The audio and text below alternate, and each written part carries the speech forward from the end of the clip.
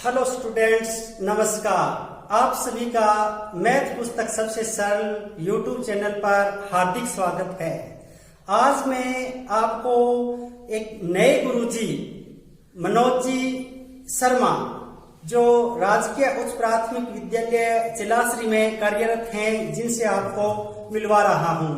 वो आप सभी को संस्कृत विषय के व्याकरण से संबंधित जानकारियां देंगे और बहुत ही महत्वपूर्ण जानकारियां हैं जो आप सभी ध्यानपूर्वक सुनेंगे, ऐसी मैं आपसे अपेक्षा करता हूं। तो आइए मनोज जी, नमस्कार। धन्यवाद विनोद जी। और मैथ पुस्तक के सबसे सरल चैनल में आप सभी छात्रों का और आपका स्वागत है। मैं सबसे पहले आपको आज तत्सम और तद्भव शब्द के बारे में बताऊंगा, जो हिंदी में भी चलते हैं और अपने संस्कृत में भी आपको सरल करने में आपको थोड़ी सी परेशानी दूर होगी आपकी।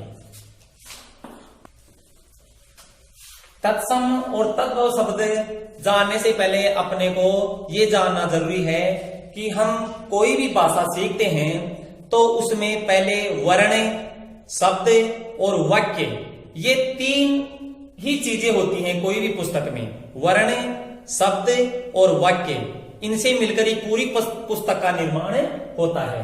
तो जो भाषा की सबसे छोटी इकाई होती है उसको हम वर्ण कहते हैं, और दो या दो से अधिक वर्ण मिलकर एक शब्द बनाते हैं और शब्दों से मिलकर एक वाक्य बनता है।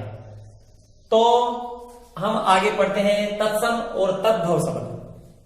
तत्सम शब्द संस्कृत में वैसे की वैसे लिए होते हैं, मतलब जो संस्कृत में जो भाषा जननी है, अपनी संस्कृत भाषा, उसमें जो शब्द जैसे लिखे हुए हैं उन शब्दों को हम तत्सम शब्द कहते हैं। और जो संस्कृत में से उनका बदलाव कुछ समय बाद उनमें परिवर्तन हो गया, उनको हम तद्भव शब्द कहते हैं। आज हम इतना ही पढ़ेंगे। इससे आगे देशज और विदेशज शब्द भी होते हैं, लेकिन अपने को इनकी ज्यादा जानकारी होनी जरूरी है।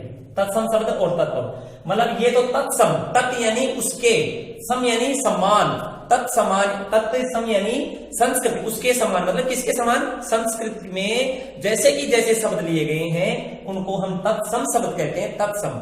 और तद्भव, भव यानी उनमें दूसरा परिवर्तन हो गया, तद्भव उसके, भव जैसा, उसके जैसा, मतलब संस्कृत के जैसा ही कोई दूसरा शब्द, उसी शब्द को हम कुछ विकार करके उसमें लिख देते हैं, उसको तद्भव शब्द कहते हैं। तत्सम शब्द और तद्भव शब्द की ये परिभाषा सबके समझ में आ गई होगी। तत्सम का मतलब होता है संस्कृत के जैसे, और तद्भव मतलब उसके जैसे दूसरे शब्दों को बना लिया गया है, अपने भाषा के अनुरूप ही उनमें परिवर्तन कर लिया गया है, उनको तद्भव शब्द कहते हैं। अब इनकी सबसे बड़ी पहचान है कि हम बहुत सारे कुछ ऐसे शब्द होते हैं कि हम कितने शब्दों को याद करेंगे कि तत्सम है, ये तद्भव है, ये तत्सम है, ये तद्भव है, 400-500 शब्द अपने याद हो जाएंगे। लेकिन अपने को कुछ से नियम ऐसे याद करने हैं जिसको अपन देखते ही ये पहचान सकें कि ये तत्सम है और ये तद्भव शब्द है। इतनी अपने को जानकारी, केवल 5 नियम हैं, उनको अपन जानकारी में रखेंगे तो अपने को समझ में आ जाएगी कि ये तत्सम शब्द है और ये तद्भव शब्द है। तो पहला अक्षर है, पहला नियम है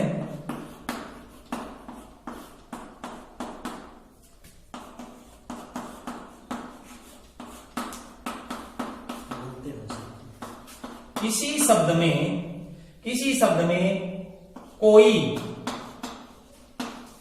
हलंत वर्ण हो। हलंत वर्ण का मतलब होता है आधा वर्ण, जैसे आधा कै हो, आधा ख हो, आधा पै हो, ऐसे उसको हलंत वर्ण, मतलब आधा वर्ण हो, हलंत वर्ण हो। और उसके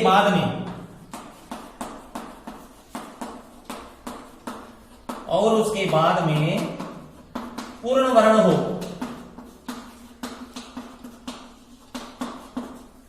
तो वहां तत्सम शब्द करेंगे, तत्शब्द होगा।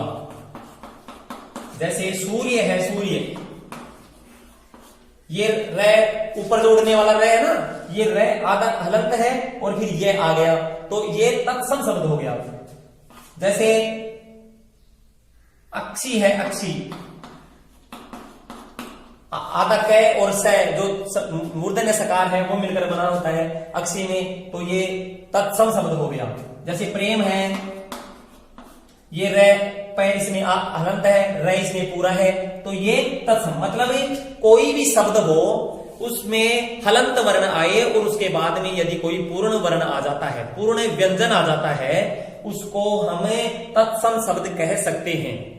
उसको हमें तत्सम, जैसे सूर्य है, प्रेम है और पुत्र है और श्रीमान है, जैसे ऐसे शब्द हैं, ऐसे बहुत सारे शब्द हैं, उनमें हलंत वर्ण होने के बाद में यदि कोई पूर्ण व्यंजन या पूर्ण व्यंजन कोई भी शब्द वर्ण आ जाता है तो उसको हमें तत्सम शब्द कह सकते हैं। ये तो पहला नियम है। नियम नंबर 2,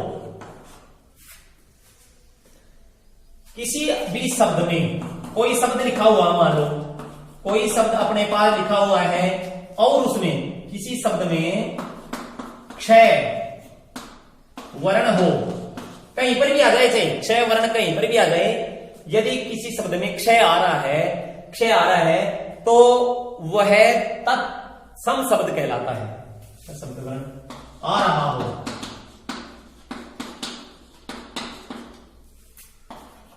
वह शब्द तत्सम शब्द होगा।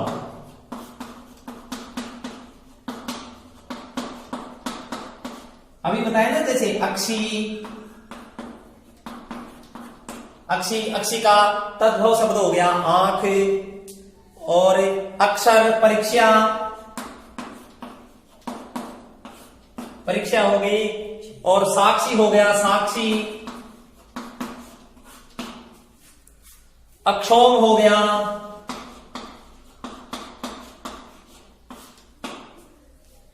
और अक्षत हो गया। ऐसे बहुत सारे कई शब्द देख लेना जिसमें कहीं पर भी अपने को क्षय वर्ण आ रहा है, उसे हम तत्सम शब्द कह, वो तत्सम शब्द ही होंगे। ये तय है कि वो क्षय आ गया तो उसमें तत्सम ही होगा। जैसे अक्षी को तद्भव करेंगे तो आंख हो गया, परीक्षा हो गया तो परीक्षा हो गया, परीक्षा ऐसे बोलते हैं। साक्षी बोलते हैं उसको, अक्षोम बोलते हैं, अक्षत को अक्षत बोलते हैं, अक्षत बोलते हैं। वैसे वो तद्भव शब्द हो गए, और जिसमें क्षय वर्ण आ रहा है वो तत्सम शब्द होगा। ये नंबर 2। पहला तो नियम हो गया कि जिसमें कहीं पर भी हलंत वर्ण आ रहा है, उसके बाद में कोई पूर्ण व्यंजन आ रहा है, तो उसको हमें तत्सम शब्द ही कहेंगे। दूसरा नियम ये है कि किसी भी शब्द में क्षय वर्ण आ रहा है, वहां हम आंख बंद करके उसको तत्सम शब्द कह सकते हैं। ये नियम 2 है। और अपने और भी कोई उदाहरण ढूंढ लेंगे अपने, जिसमें क्षय आ रहा है वहां अपने को तत्सम शब्द। नियम 3 में यह है कि यदि किसी वर्ण में वह की कोई शब्द है, उसमें वह वर्ण आ रहा है, वह वर्ण आता है, तो वह शब्द तत्सम शब्द होगा। और इस वह की जगह यदि वह हो जाता है तो वहां पर तद्भव शब्द हो जाएगा। ये नियम 3 है। यदि पहले शब्द के पहले में यदि वह आ रहा है तो उसका हो जाएगा तत्सम शब्द, और यदि वह आ रहा है तो उसका हो जाएगा, उसको बोलेंगे हम तद्भव शब्द। जैसे अपने उदाहरण के अनुसार, जैसे वणिक है, अब इसमें देखो वह आ रहा है ना पहले, और इसका हो जाएगा बढ़िया, बढ़िया, मतलब ये वह आ गया तो ये तो हो गया तत्सम शब्द, और इसमें वह आ गया तो ये हो गया तद्भव शब्द। वर्षा में वह आ गया तो ये है तत्सम शब्द, और इसका हो जाएगा बरसात। जैसे वर है, वर का हो जाएगा वर, वधु है, वधु का हो जाएगा बहु, वानर है, वानर का हो जाएगा वानर। ऐसे सब मतलब पहले वह आ रहा है तो उसको बोलेंगे हम तत्सम शब्द, और वह का यदि बदल के वह हो जाता है उसको बोलेंगे अपने तद्भव शब्द। ये नियम नंबर है 3। अब नियम नंबर 4 पढ़ते हैं अपने। देखिए आप नियम के अनुसार पढ़ोगे ना तो आपको बहुत ही जिज्ञासा प्रवृत्ति होगी, आपको आज तो अनुभव नहीं होगा, लेकिन आप थोड़ा थोड़ा इसको उदाहरण देखेंगे ना अपने, तो इसमें अपने को जानकारी ज्यादा हो जाएगी और अपना आंख बंद करके भी अपन बता सकते हैं कि ये तत्सम शब्द है और ये तद्भव शब्द है। तो अपने को ज्यादा शब्दों को ऐसे रटना नहीं कि ये तत्सम शब्द है ये तद्भव, अलग अलग नहीं रटना, अपने को थोड़ा सा इस नियमों की तरफ भी ध्यान देना है। यदि हम नियम के अनुसार चलते हैं तो कई शब्द अपने ऐसे भी आते हैं जिसको अपन पढ़े हुए नहीं है, और वो शब्द यदि अपनी एग्जाम परीक्षा में आ जाते हैं तो उन शब्दों को अपन चक्कर अपने पड़ जाता है। उसी अनुसार अपने को यदि नियम याद है तो आप तत्सम शब्द और तद्भव में अपने उसके अंतर पहचान कर सकते हैं उस समय। तो नियम नंबर 4 ये है कि एक से तो ये होता है, एक से ये होता है और एक से ये होता है, 3 से होते हैं इसमें अपनी वर्णमाला में। तो ये तो होता है तालव्य सकार, इसको तो बोलते हैं तालव्य सकार, इसको बोलते हैं मूर्धन्य सकार और इसको बोलते हैं दंतव्य सकार। अपन बोलते हैं ना कि ये तो दुआ वाला से और ये षटकोण वाला से और ये स सपेरा वाला जो बीन बजाता है वो स सपेर, ऐसे बोलते हैं, अपने को तो याद रखना है। लेकिन जो संस्कृत की परिभाषा है उसके अंदर अपने को इस से को तो बोलते हैं अपने तालव्य सकार और इसको बोलते हैं मूर्धन्य सकार, इसको बोलते हैं दंतव्य सकार। मतलब इसको बोलने की अपन जहां अपनी जो वायु निकलती है उसको जहां से टकराते हैं, इस से को अपन दांत से टकराते हैं तो ये से है दंतव्य सकार। ये मूर्धा से मतलब कंठ से थोड़ा सा ऊपर टकराते हैं, वहां से टकराएंगे तो ये से की ध्वनि निकलेगी, तो इसको बोलते हैं जो मूर्धन्य सकार। और ये तालव्य से जो टकराते हैं हवा उसको उसे हमें ये तालव्य सकार, इसको ये दुआ वाला जो से बोलते हो ना भाई, ये से वो मतलब तालव्य सकार है। तो इस नियम के अनुसार इसमें यह है कि यदि ये दो से आ रहे हैं, ये तालव्य सकार और ये मूर्धन्य सकार यदि किसी शब्द में आ रहे हैं तो वहां अपने को तत्सम शब्द ही बताना है। और यदि ये से आ रहा है, ये से यदि आ रहा है तो वहां पर अपने को तद्भव शब्द करना है। जैसे स्वसुर है, जैसे अपन शब्द लेते हैं ये से वाला लेते हैं तो ये स्वसुर शब्द है, तो इसका ससुर लिखते हैं ना ऐसे ससुर, तो इसमें तो ये से आ रहा है और इसमें ये से आ रहा है, तो ये स्वसुर है तो ये तत्सम शब्द है और ये ससुर हो गया तो ये तद्भव शब्द हो गया। जैसे श्यामल है तो इसको सांवला, ये से आ गया तो ये हो गया तद्भव शब्द और ये हो गया तत्सम शब्द। वैसे ही जैसे दर्शन है, आदर्श है, सूंड है, सुख है, ऐसे शब्द जिसमें ये सकार आ रहा है तो ये तो हो गया तत्सम शब्द और जो ये से आता है उसमें वहां पर हो जाएगा तद्भव शब्द। ये नियम नंबर 4 है। नंबर 5वां नियम है कि मान लो कहीं पर एक तो चंद्र बिंदु लगाते हैं और एक अनुस्वार लगाते हैं, मतलब ऐसे किसी बिंदु से लगाते हैं, तो यदि ये चंद्र बिंदु ये अनुस्वार आता है तो वहां पर अपने को तत्सम और तद्भव में पहचान कर आनी चाहिए। और यदि ये वर्ण ये आ रहा है, जहां पर ये चंद्र बिंदु आ रहा है वहां पर अपने को तद्भव शब्द होगा वो। जैसे गांव शब्द है गांव का ग्राम होता है ना ग्राम, तो ये तो हो गया तत्सम शब्द और ये हो गया गांव शब्द हो गया तद्भव शब्द हो गया। जैसे और सांवला है, सांवला अभी लिखाएगा ना सांवला, ये सांवला सा के ऊपर बिंदु आ रही है तो वो आ गया। जैसे गेहूं है, गेहूं शब्द आ गया तो चंद्र बिंदु आ रही है। और मुंह है, मुंह शब्द आ गया, मुंह है, तो ये शब्द जहां पर मुंह है, गेहूं शब्द मुंह में वो तद्भव शब्द होगा। ऐसे कई शब्द हैं जिसमें चंद्र बिंदु आती है, वहां अपने को तद्भव शब्द करना है।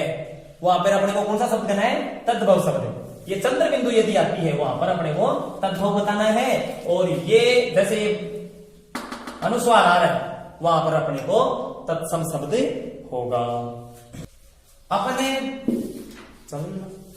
अपने को पता था कि एक तो क्षय की बात कर ली थी अपनी, क्षय एक आता है त्रय। यदि त्रय वर्ण आ रहा है कहीं पर तो वहां पर भी अपने को तद सम शब्द करना है उसको। अक्षय त्रेय और ज्ञ, ये तीनों शब्द जहां पर आते हैं वहां पर अपने को तत्सम करना है। जैसे राजपुत्र, अब ये तो हो गया, त्रय आ गया ना, तो ये तत्सम शब्द हो गया और इसका तत्व हो गया राजपूत।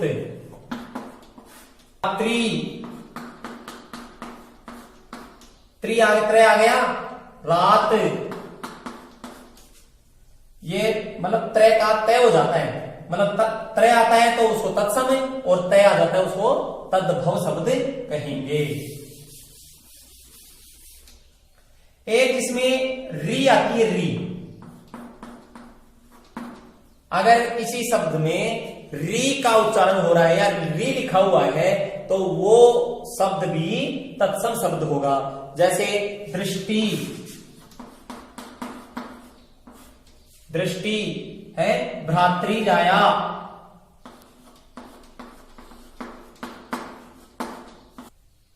मृत्तिका,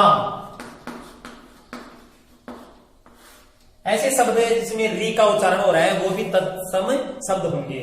और अक्षय त्रय जहां पर आते हैं वो भी तत्सम शब्द होंगे। री आ रहा है तो वो भी तत्सम शब्द होंगे। आज के चैनल में इतना ही। बहुत बहुत धन्यवाद विनोद जी आपका, और इस चैनल को सब्सक्राइब करें और आगे हम कल और अच्छा, इससे भी बढ़िया बेहतर वीडियो लेकर आपके सामने प्रस्तुत होंगे। धन्यवाद।